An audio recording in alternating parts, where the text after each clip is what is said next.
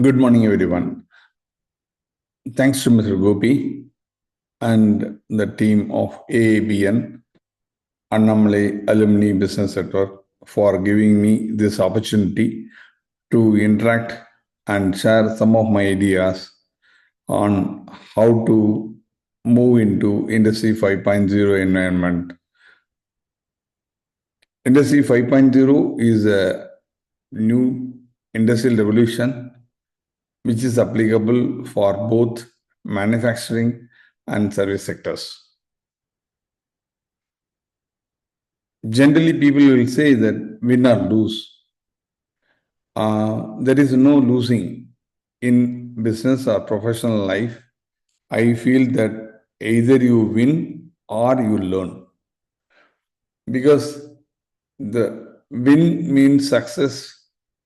Learning through winning is also possible. Learning through failure also possible. So we never lose anything. We may learn from the mistakes and further go up.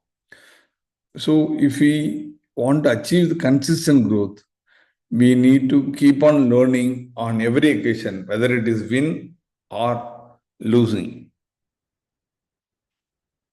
So thank my mentors, my earlier bosses, most of them are my earlier bosses and Lawson and Tibro, who shaped me to the level what I am today. So thank you all. These people chisel me. I can perfectly say the same word. Chisel me, remove unwanted things, and made me what I am today. So once again, thank to all the gurus of me.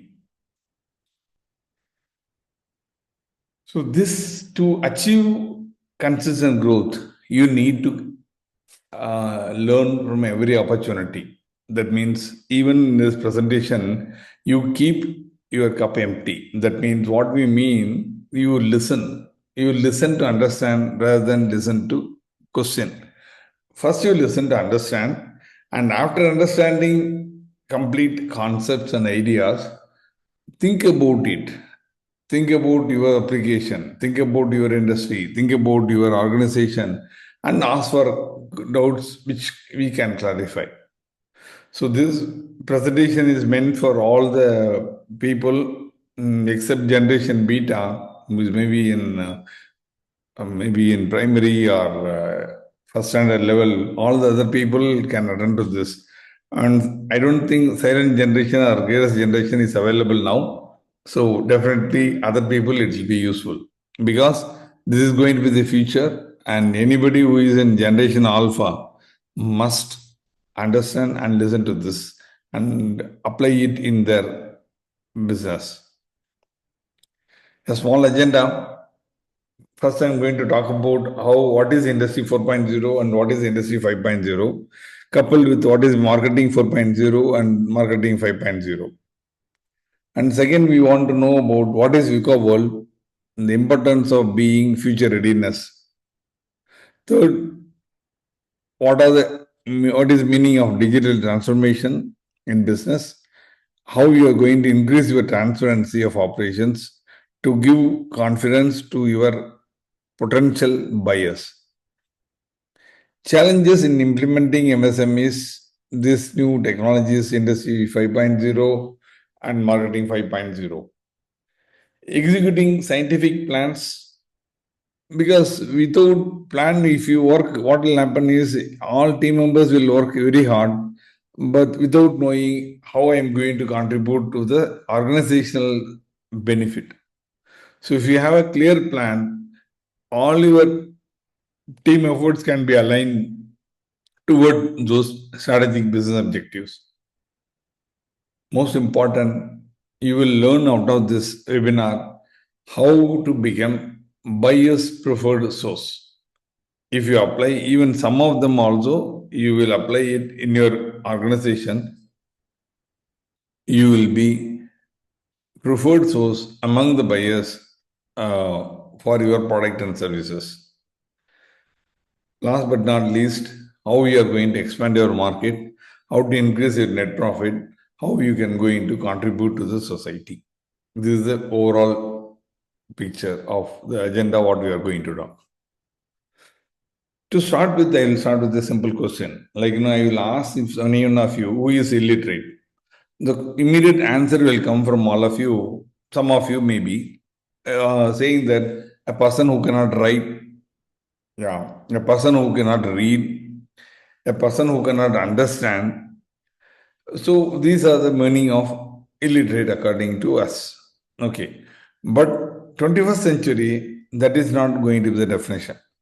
In 21st century, it is a person who cannot learn, unlearn, and relearn is going to be illiterate. Suppose if we stopped learning, we are illiterate. If you have stopped unlearning, we are illiterate. If you stop relearning, again we are illiterate. So this is the definition of illiterate in 21st century. About us, our company name is Prithvi Growcare. I am the group CEO for Prithvi Growcare. We are basically management, engineering, and technology consultants. We have 32 collaborators. Our combined business expertise is over 700 years because average experience maybe of our collaborator will be around 23-24 years. So we will be above 700 business combined business expertise in different critical functions, starting from sales, marketing, and product development, production, processing, engineering, technology, you name everything we are into. Our experts are available in all different fields. Okay. The comfort zone, how to come out of comfort zone. Comfort zone is a zone where you are really comfortable without worrying too much. Okay, like you are relaxing in your bedroom. That's a comfort zone. But in business, if you are going to be relaxing like that, then you are not likely to grow. So you want to grow, what we need to do is you have to come out of your comfort zone. The moment you start coming out of comfort zone, many things will hold you back. First thing is the fear. Whether your product will be successful, whether the new market will accept, whether the new customer will accept, all this fear will come. Unless otherwise you overcome those fear, you will not learn things how to overcome those type of objections. Once you master this learning, then what will happen? It is easy for you to expand substantially to get into the growth zone. And again, after that, it will be a more success. So some people automatically come out of comfort zone. Some people need a push from the back. Like our Mr. Trump, President of USA, has given a kick on all Indian exporters, saying imposing 50% tariff on the product and services they are importing from India. It means people who are going to supply products and services to USA, the prices is going to be expensive. So the buyers may not consider buying only from India. They may start looking at other options also. In that case, what will happen? Loss of business opportunity for Indian exporters. Fine. We cannot worry about it because because there is no point in talking about something which you don't have any control. So we need to ponder about how we are going to face the situation, how I'm going to handle it with the other customers, how I'm going to expand your market, how I'm going to start supplying to new market. All these things we have to do it. In that case, what happens is this problem comes getting out of your comfort zone. So industrial revolution, it went to 5 revolution already over. 6th revolution is also shorting. Maybe in another 6 months or 1 year down the line, it will be there. That is all industry 6.0. So industry 4.0, till that the gradual revolution happened, maybe 80, 70 years, 60 years and all. But industry 4.0, it happened originally in 2003 by Siemens at Germany. Later it became popular in 2010, early 2010. And 2020, Industry 5.0 was launched, and already 4 years over or 4.5 years over.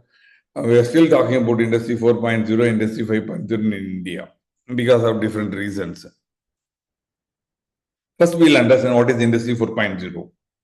Industry 4.0 is talking about connecting machines, IIoT, Industrial Internet of Things. Machines needs to give the data, from that it gets into the cloud, it gets into the land, whatever it may be. But what basically idea is connecting machines, taking inputs, taking data from the machine itself directly.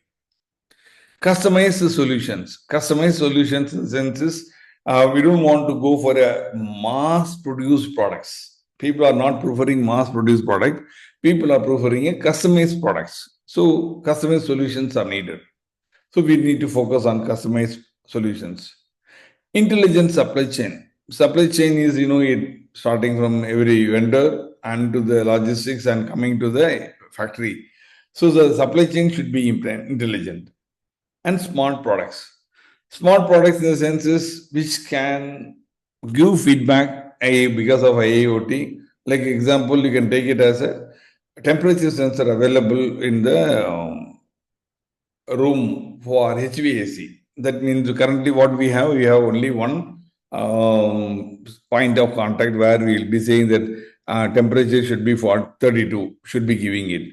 Whereas in the smart products, what will happen, the sensors are kept in different points and input will be taken from all these points, and accordingly the air conditioning will switch on, switch off, reduce the blower speed, increase the blower speed, increase the chillers, all these things it will do on its own. That is a smart product. That's one of the example of smart products. Integration of technologies came into the picture because of integration means integration of big data, integration of cloud computing, integration of AR, VR, artificial. All these things started coming in Industry 4.0 environment. Industry 5.0 talks about focusing on delivering customer experiences. We call it as a customer experience is going to be the thing. So I will talk in detail about customer experiences later. So it is more on talking on the customer experiences. Second thing is mass customization. The mass customization is you need to give product, and it's a customized product means, but how the customized product can be given to the mass. Example, there is a company called Pant Project. They make trousers, and as per your dimension, they will make trousers and supply to you in 7 to 12 days time. And here everything can be done without even visiting you. Sitting at your Google or your laptop or phone, you can able to order, and they will tell you how to measure it, and you give the inputs. Based on that, they will make it. So that is a mass customization. Responsive and distributed supply chain, because you do not know what material may be needed. Suddenly some material may be needed, suddenly some other material may be needed. So your supply chain should be responsive and distributed according to that. That is also important on Industry 5.0. Experience activated interactive products. That means cobot. Cobot means collaborating robot is called cobot. Collaborating robots in like you say BMW plant, and you say Audi plant, you say these places where cobots are integrating themselves along with the humans, working with the humans, and to improve the efficiency and perfection. So that's it's a product of Industry 5.0. Industry 5.0 pillars on human-centric, resilience, and sustainability. So if you see overall picture, this is a thing on Industry 4.0 technologies and Industry 5.0 pillars. Marketing 4.0, 5.0, what is more important is, and the differences are given over here, what is 4.0 and 5.0. What I want you to understand from this is applying the same thing in our business. Like, we traditional marketing funnel. Traditional marketing funnel, what will happen is you will have 4 stages. First stage will be awareness. Second stage will be creating interest. Third stage will be consideration. Fourth stage is purchase. Now it has changed. It is no more. It is going to be 4 stages. It's going to be 9 stages. And these 9 stages are like this. After that evaluation, then they go for buying. That means 6 stages are over. So after buying, building relationship with the customer. That means after sale is over, you need to build relationship with him. Because if you exceed the expectation of customers, the customer will be a advocacy for you. He will go and recommend your product and services to somebody else, which means you are getting a salesperson who is no way connected with your organization, for which you are not spending anything. Just because you exceeded the expectation of the customer becomes a marketing person for you free of cost. So that is called customer advocacy. And once you do customer advocacy and you keep on maintaining the relationship with all your customers, again, there is a possibility that you will buy the product, repeat the product again and again from the same supplier. So, second thing is collaboration. Collaboration in the sense is you need to collaborate with your people who are in the downstream or upstream, similar non-competing businesses. You need to collaborate so that you can reach can be faster, you can reach can be more. And customization, I told you, you need to do customization is very important and win-win methodology to be adopted. But more important thing, I want to say it in a marketing funnel, you need to focus not on the end result, at the outlet of the funnel. Suppose you are getting 100 people aware about the product, 20 people are getting buying it, and 10 people are repeating it. That's not success of you. What you need to do is from 100 it comes to 80. From that is interest stage. From interest stage it comes to consideration, another 20 goes out, maybe 60. You need to focus why the 20 people are not getting converted from awareness to interest, why they are not interested. The moment you start asking why they are not interested, you will find reason and you correct your systems so that 100 people are there, at least 94, 95 people will come to the interest, which is a substantial jump. Similarly, for every stage, you need to focus on your conversion. That is the thing which I want you to take it from the marketing angle. VUCA world, you know, with volatility, uncertainty, complexity, ambiguity, which you don't have any control. That is a business scenario. Business scenario, nobody expected that Russia will go on war with Ukraine for the past 2.5 years. India entered into war with Pakistan for 3 days, or Hamas with Israel. All these things creating a global thing. Suddenly, that's a traditional war. Commercial war comes in picture, like Mr. Trump imposing 50% tariff on India and products and some other countries also. So this is also because he is right from his point of view. Because he is any president of a country should take care of his country. So what we need to do is how we have to respond to the requirement or respond to the market. Like our prime minister had been to Russia and buying oil from Russia because it is available cheap for us. So that is benefit for us. So there is so many geopolitics there. We did not get into the geopolitics. So what I'm trying to say is, in business also, business is going to be VUCA. This is going to remain like this.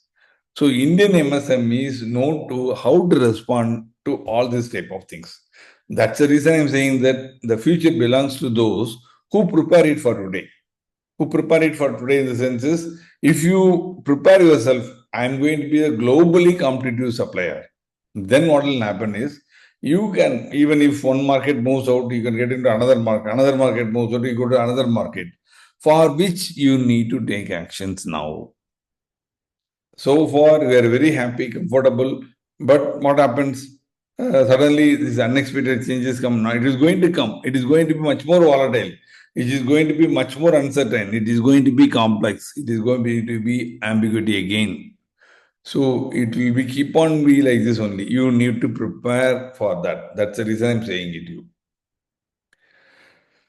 About G7 BRICS, the countries and all, they have their own geopolitics, all the things. Potential is even for BRICS countries, the growth rate is substantial. So we can consider exporting or supplying it to any BRICS countries also. These are some statistics figures where we are predicting that Indian manufacturing industry is also going to grow in addition to the service sector. You can see the graph. the growth in manufacturing is substantial because we have become the cheapest manufacturing cost. This is data. The data very clearly says that because we have already surpassed China, because the cost of living at China is expensive now. So our manufacturing cost being the cheapest, only thing if you create a systems by which you can win the confidence of your buyer, you have a huge potential for exporting it. The perceptions are changing. The buyer's perceptions are changing because the perception is the buyer says that okay, I want innovative products, or I want people or companies which will learn continuously. This is the expectation of customers. And global mindset and cultural intelligence they should understand. And cost efficiency and skill should be high. And supply chain infrastructure should be smart again. Wide range and manufacturing diversity. If I want anything, they can able to quickly respond to that. Most important from buyer's point of view, risk mitigation. Risk mitigation means if anything happens, how I am going to handle it. So from our point of view, how you are leveraging our business networks also important. So to understand the concept of influencing, why we get into Industry 5.0, I'm just taking this example. Here there are two balls. One is red color ball, another one is blue color ball. Assuming that red color ball is the things which is not under your control. The blue color ball, which is things which is under your control. Okay. Suppose if you say intersection of these balls where you are going to produce products and services and needs. Assuming that you take what are things not under your control and what are things which is under your control. Your product quality, your service quality, your people, your team performance, all things are under your control. Things which is not under your control is the price the customer is willing to pay, the market maybe accepting it or rejecting it, the competition, how it is going to perform, and how the competitions are going to be, from where the competition is going to come, and the performance of those competitors. You don't have any control on those things. Worrying on this is a waste of time. So intersection again comes over customer needs and your products and your services only. So what I am trying to say is the moment you start focusing on things under your control, which you can improve substantially. Substantially in this, earlier you were 90%, you can make it to 85%, 85 to 90%, 90 to 95%. But still there is always a potential to improve. Correct? But worrying about things which is not under your control, why the market is like this, why the competition is like this, why the performance of competition is excellent, how they are able to reduce the price, you are not going to get any benefit out of it. So what we need to do is how you are going to implement, and for doing what the things you need to do it and when you need to do it. First, I will say that what benefit you will get by implementing 5.0 MSMEs. Your efficiency and effectiveness will increase substantially, which make a positive influence on your profit. Okay, not depending upon things which is not under your control. It is going to be your efficiency and your effectiveness only a doctor. You are by doing it, you are increasing the circle of things which is under your control, which can influence things which is not under your control also. So what to do? The MSME need to focus and transform, not accept change. You have to transform and improve through cost beneficial analysis. Like, I like the industry 5.0, technologies are very good, I will implement immediately. But the technology, the cost of implementation is going to be substantial, you are not going to get benefit out of that much, then we should not go for the technology itself. So you need to do the cost benefit analysis, how much I'm going to invest as being an MSME. Because MSME, we are working with very low margin profits and all. We cannot afford to keep on pumping all the profit over there. How to do it? So the both manufacturing and service sectors, how to implement the MSME, I'm going to give you some suggestions. When you need to start as early as possible. If you ask me, I will ask you to start today, because it may take minimum 6 to 12 months to start getting benefits. Of course, learning and it will be continuous process. So to start getting benefits, it will take minimum 6 to 12 months because a lot of work we need to do. I'm going to show it to you. First thing, what you need to do is you need to respond to the market requirement. And that means you should be able to bounce back. We call it as a resilience.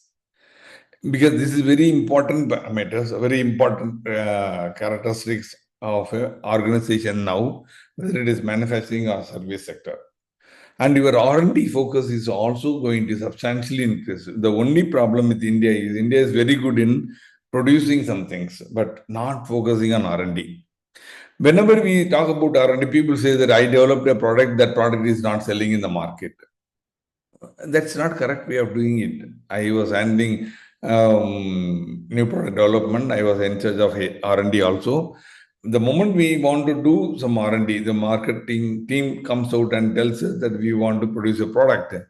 Immediately we'll find out what benefit customer will get out of it. Because the moment you convert all your technology, all your features, all your parts into the benefit, the customer is interested. Then the product will be successful. But most of the time, what our people will do, we produce high technology product or highly a lot of good features are in that product without realizing the benefit what customer is going to get. So you should look at all the product development from customer point of view. Digital transformation, I told you, digital transformation is very important because you are improving efficiency and effectiveness because everything is getting captured. So CRM, I told you, I explained to you about the funnel. You need to focus on every stage conversions. How you can focus it. Under service, you have a proper CRM. You will not be knowing it, how many people you have met, how many people you converted, why the people have gone to different stages. So this is CRM, customer relationship management. Similarly, supply chain management, enterprise resource planning, where you handle about the finance and human resource management, product data management, process data management, manufacturing execution system, and product lifecycle management. This is the first thing you need to do it. First, you have to get into this, out of which it can be done with 3 people, it can be done with 5 people, it can be done with 20 people, depending upon your organization, depending upon your data, depending upon your information. But primarily, try to understand that you need to convert everything in digital. You need to have the digital transformation in your organization. Suppose if you are not doing it, just take an example of a process data management. One new product you are developing, somebody is working on that project and he fail, learn, produce, fail, learn, produce, fail, learn, produce. 3 failures he has done. 4th time he has come to the product which is somewhat better than what was first. So all the learnings has to get captured in the digital form. So even that person leaves the organization, that knowledge is with you, with your organization, because it's available in the digital. Whereas if you are not doing digital transformation, the data has gone out. Similarly, CRM, you try to find out where your customer, what you tried, what is the benefit you are getting out of it. We went for a roadshow, we went for a campaign on this, we attended the seminar. All these things, what is the cost benefit analysis, you can find out. Basically, this is the easiest way of becoming successful. So, digital transformation and skilling your workforce is most important. And products and markets, you have how to expand your market, how to develop your market, how to develop your product, what are the diversification factors you need to work on based on your own markets and ability to investment, where we are good, where we want to go. Quality standards and certifications. Quality standards, we generally have it because of our standard practice, but following it, adhering it, that is more important. You need to know about what is the DIN standard. Suppose if you are going to be a supplier to Europe, you need to follow DIN standard. You need to, Japan means if it is going to Japanese standards, safety standards. Europe, you are going to be CE certifications. What are the things we need to do? All the things. These safety standards and certifications, quality standards, all are very important. We need to, more important is applying and following it. MSMEs, what will do? mainly problem will come because we will not follow 100%. We may follow 70%, 75% and all. But you want to be a globally competitive person, you need to follow that. Because the next thing will come into the picture, Industry 5.0 talks about transparency, where you need to show your shop floor, where you need to show your production, where you need to show how you are processing to your customer. Customer want to see it, your operation. You don't want to receive a certificate from your company letterhead signed by you as a CEO saying that product are good. No. They want a machine generated certificate, process parameters, machine has to give it. That is going to be the future. And cost efficiency and cost effectiveness, you have to substantially increase. Cost efficiency is nothing but output by cost, is the cost efficiency. If you talk about cost effectiveness, total cost by total effect, that is also going to be the cost effectiveness. These two will improve based on so many other factors which you are going to see in there. But these two is very important. Whatever you are saying, your total cost, you have to arrive at the total cost. You should know every cost of it, like logistics, movement, moving, inventory carrying cost. You name anything. Wherever cost is, add up that cost. That is your total cost. Sustainability, sustainable development goals is agreed by all of us, almost many countries in the UN.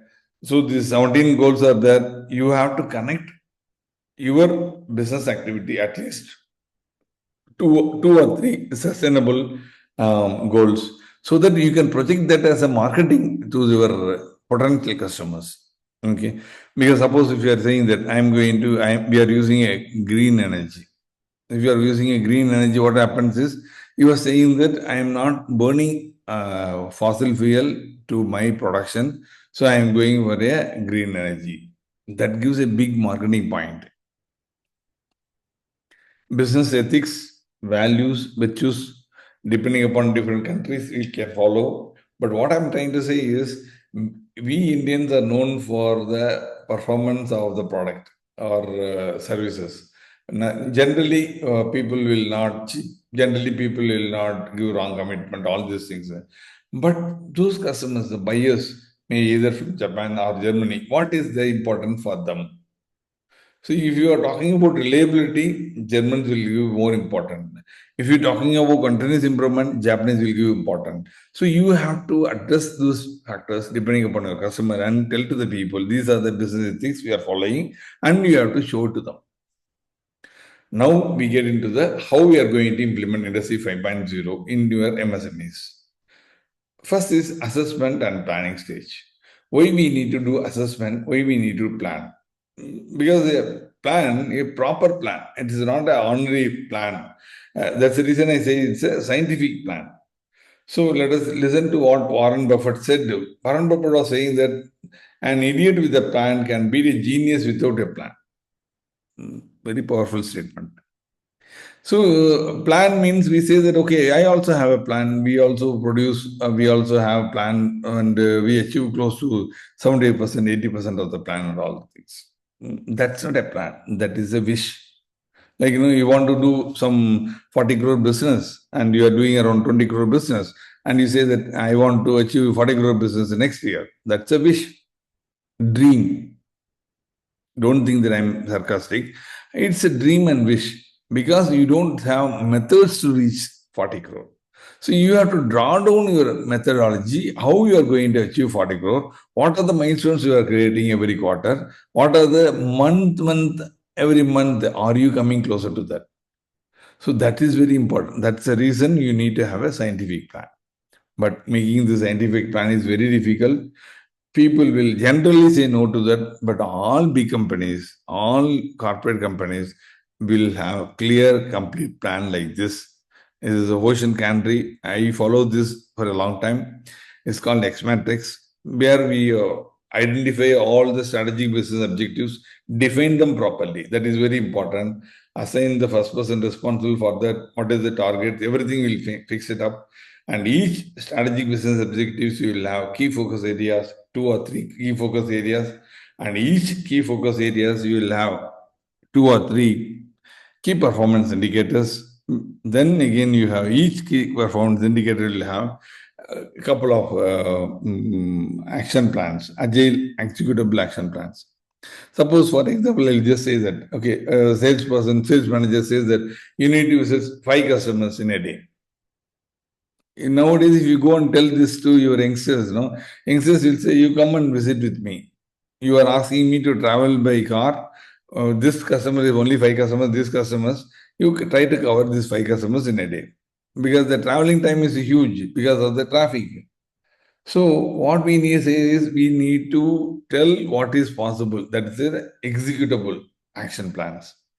So executable action plans, when you are giving it, you have to measure your where you are every, like, you keep on traveling and assuming that you want to travel to somewhere down south and you are traveling upwards in north.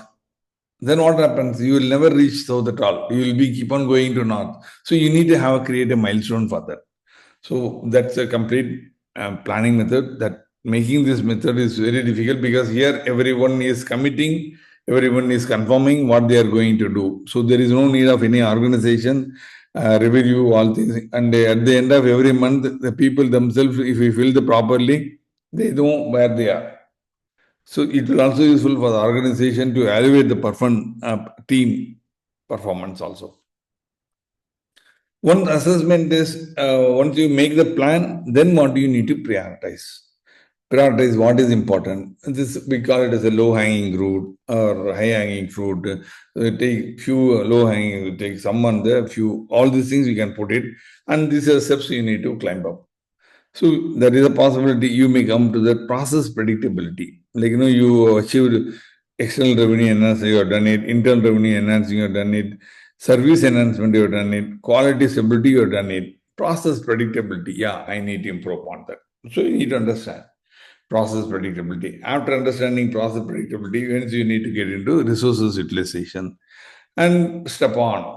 There is some other companies who are already completed all these things. They are saying already into supply chain management, integration of supply chain management. Then they say business continuity management,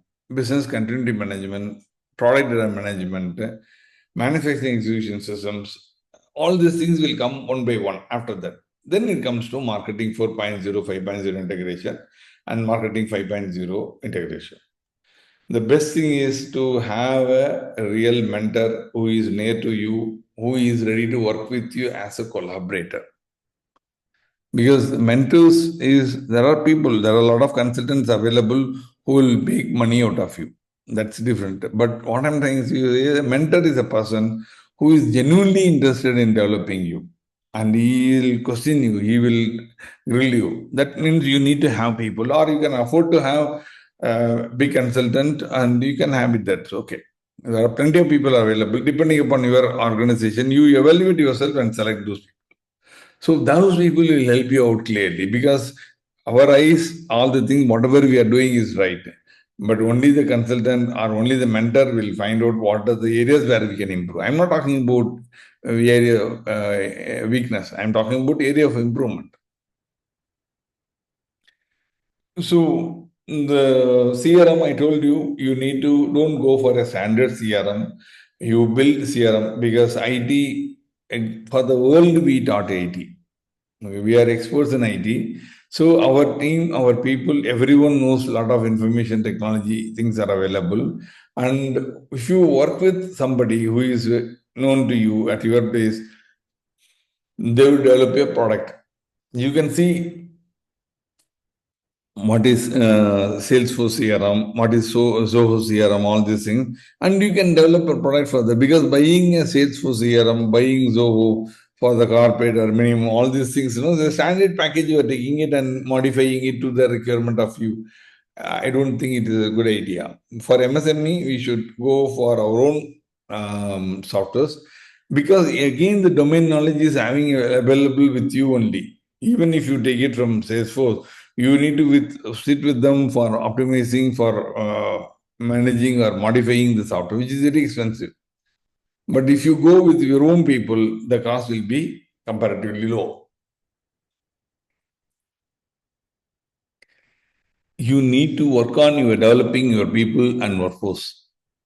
The skill development and learning has to be done for all your team member. So, what are the different ways you can do it? How many people are there? Whom is going to what is going to be done? Because basically, what we are trying to do is why we are doing this skill development and training is we don't want you to depend upon like a technical person. Like, your organization says that MSME, we are responsible for works manager is not available, work can be done. No, works manager is there or not, the work has to carry forward. The CEO is available or not, the work has to carry forward. So that is the level at which you cannot afford, it's no more people dependent. It's more of data driven. It is more of system driven organizations. Whenever you do this improvements, all these things, many people say that innovation means you are finding something new. Not necessary. It's a new idea itself is innovation. New method is an innovation. New device is innovation. New process modification is innovation only. So you try it out in a pilot project and try to find out how it is going to give benefit to you, to the customer, and what are the ways you can do it. Okay. So slowly you have to improve upon and achieve the maximum possible level, what is possible within your limitations. So this innovation should be continuous. Okay. So what we call it is pilot innovations and continuous innovations and perfecting the quality. This is very important. Perfecting the quality in the sense is you are beyond the things, it's not possible to maintain the quality. That is the level you have to go and you have to stop over there. Adoption of sustainability. Sustainability, I have already seen it, whatever which is possible for you, which is if it is suitable, it can be implemented. Nowadays, a lot of people are coming up and saying that, okay, if you want to put a solar system, we are ready to give you give the roof, you give the space, we will construct and give the solar system for you, and you pay some amount of money, which you anyway you are paying to the electricity board. And the electricity board having loan of 1,80,000 crores and going up again the AB will increase the prices. So the only way to get out of the fluctuation, because people will not be ready to pay the huge cost on power costs, energy companies or wherever your product demand a lot of energy consumption, then it's better right time to move on to solar. Okay, and people are ready to provide complete installation and things, and you can work on that and you can pay to them yearly pay or monthly pay or as per the energy savings only. So definitely it is recommended as long as you have space, it is recommended to go for it. And you should ensure that how you are going to be sustainable in spite of all the problems or unexpected problems which cause of the world. You have to spread your revenue from 5 different segments, not from single segment. Somebody will be saying that I am tier 2 supplier of automobiles. Whom they are supplying? They will supply to Tata, they will supply to Toyota, they will supply to Maruti, Hyundai, and Volkswagen. All are single same segment, auto segment. Suddenly, the auto segment is collapsed, and the entire business will collapse.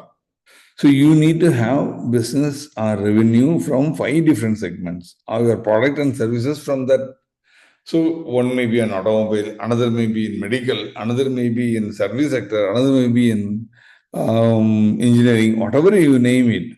So what I'm trying to say is, if you are spread these revenues from spread over to 5 segment minimum, and if you are suppose you are getting more business in auto industry because of your trade name, because of your performance, accordingly increase the balance 80% also. But beyond at any point of time, beyond 20%, if you are taking it depending upon particular segment, you are taking a huge risk. If you take India, what are the competitive advantages over the counterparts? First thing is we are cost effective. I already told you we are the lowest. That means our effectiveness is our cost will be low, definitely. Here I want to say one thing, anytime people will negotiate and say that we are working with the 2% profit, 3% profit, that type of stupid mistake, don't do it. Your cost you arrive it, okay, and you tell to the customer this is the cost and my price is going to be this much. Don't be afraid of asking for 12% profit or 18% profit. Depends upon you. You decide, because you are going to pay for your workforce, you are going to pay for the EMI, you are going to pay the rent and all the things. So no need to tell wrongly to the customer that we are working with the 2% profit, 3% profit. Customer will not believe you. Because the moment you say we are working with the 2%, 3% profit, you are exhibiting your ignorance. Customer will think that nowadays the customers are knowledgeable. They will think that if he is operating with the 2%, 3% profit, suddenly he will drop. What will happen to me? So you tell the truth and you tell the cost, only estimate the cost and tell him this is the cost. But my price is different. Price is a policy of your company, and you decide. Nobody can question you and say that am I going to charge you this much price, and I am not interested in getting a price lower than this. It's okay. Then people respect you, and we have a huge amount of talented and diversified workforce available.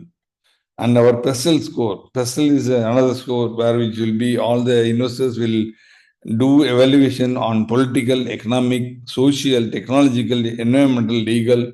And India has a very good, because we are the only country which has all the things. Resilience, ability to respond. Yeah, we are the people known for that responding things. So we are very good on that. Innovation and technology integrations. We will develop a lot of new products. You can see it on a lot of your technology product. And integrating technologies, we have the capabilities. So we can quickly integrate the things also. So with this, let me close this short webinar. And if any one of you want to ask more details or clarification, or you want us to help you out, please reach us at email ID groupceo@prithvigrow.com. And remember that the future belongs to those who prepare it for today. So the more you work on international clients, the important thing is you need to start moving into the industry 5.0. And this is going to become mandatory, and this is going to become an important part of your life. Thank you. Thanks for listening to me. And now I'm available for your question and answers. Thank you. Thank you, Gobi. Thank you, AAVN. Thank you once again.